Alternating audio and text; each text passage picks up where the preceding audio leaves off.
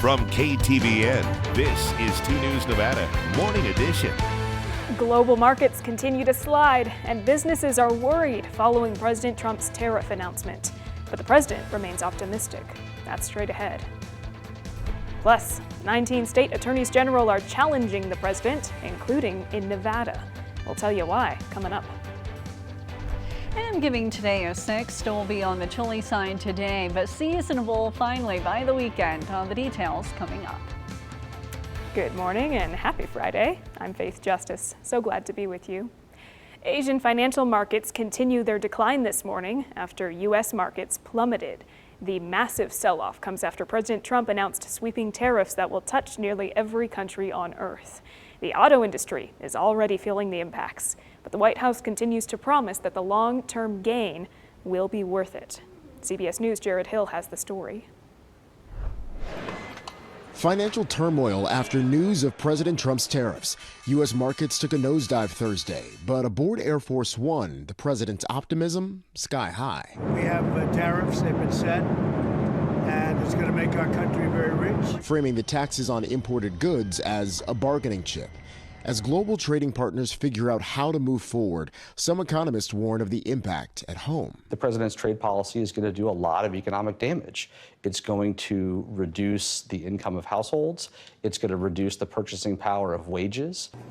Well, it'll raise our costs for sure. Grocers are projecting higher prices for basic food items. Because we have to match it. Whatever they raise it to, we have to make a profit. With President Trump's 25% tax on imported cars and auto parts, U.S. automaker Stellantis announced it's temporarily laying off 900 employees at 5 U.S. facilities as a result of pausing production in some of its plants in Mexico and Canada. Canadian Prime Minister Mark Carney announced his own tariffs in retaliation to the U.S. move. We take these measures reluctantly, and we take them in ways that it's intended and will cause maximum impact in the United States and minimum impact here in Canada. On Capitol Hill, Republicans and Democrats criticized the president's trade policy. The president made one of the dumbest decisions in history. As Trump allies work to calm concerns. He's asking for and needs this space to flex America's muscle as the largest consuming nation in the world. Asking for time.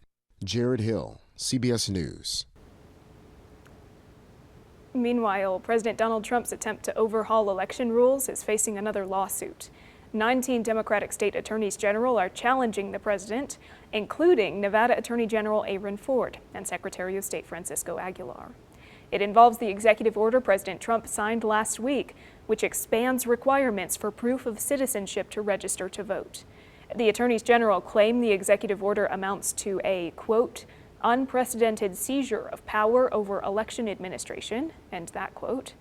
AG Ford said in part, quote, our state elections are free, fair, and safe, and Secretary Aguilar has done a phenomenal job in ensuring that they remain so.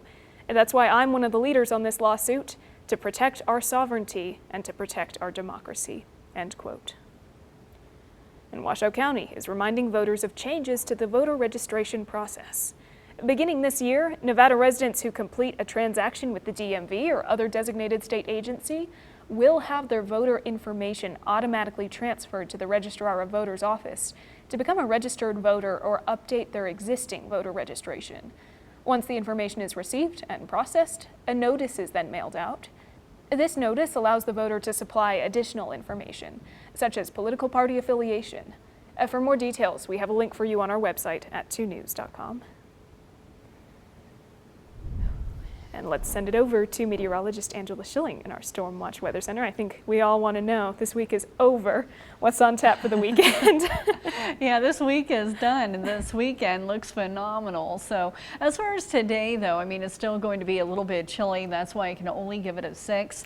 I'm just really excited about the warmer weather. So even though the sun will be out today and we're only going to be in the 50s, I just couldn't go above at 6 today. As far as wind speeds, so they will be fairly light, but overall just a little bit cool today, but we will see some sunshine. A few clouds out there this morning, 37 degrees at 8 a.m., 47 at noon, and 54 by the time you drive home. So overall not a terrible day, just not quite as warm as we normally are this time of year. Earlier around 3 a.m. we were tracking a little bit of some light snow off of Pyramid Lake. Those have since fizzled out. It was a little bit of some light lake effect snow off of Pyramid, and so that's just a very fine feature here. It's not from a low or cold front, it's just the different temperature profiles of the cold air moving over a warmer body of water.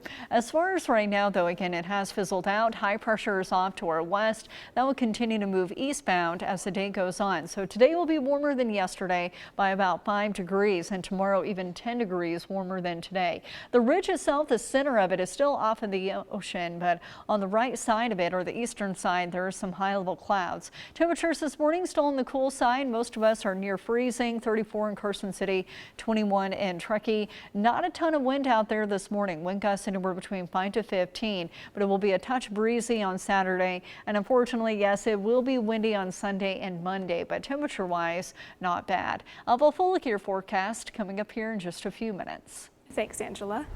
Turning to the Nevada legislature now, lawmakers are considering a bill that would impact students when it comes to mental health and artificial intelligence. Assembly Bill 406 would allow a student to have an excused absence from school in the days immediately before or after seeing a healthcare provider. It allows a student to avoid being marked truant from school if they're experiencing distress related to bullying. It prevents artificial intelligence from acting as a mental health provider and imposes restrictions on how licensed mental and behavioral health providers can use AI. And it also prevents a school from using AI as a substitute for a school counselor or psychologist. State lawmakers are also discussing a bill that would change when inmates could be eligible for parole. Assembly Bill 91 would authorize the State Board of Parole to grant a second look review for people convicted of certain crimes. There are conditions, though. The person can't be serving a life without parole sentence or a death sentence, and they can't pose a risk to public safety. Those in support say the bill recognizes the potential for rehabilitation while making sure resources are allocated toward the highest risk offenders.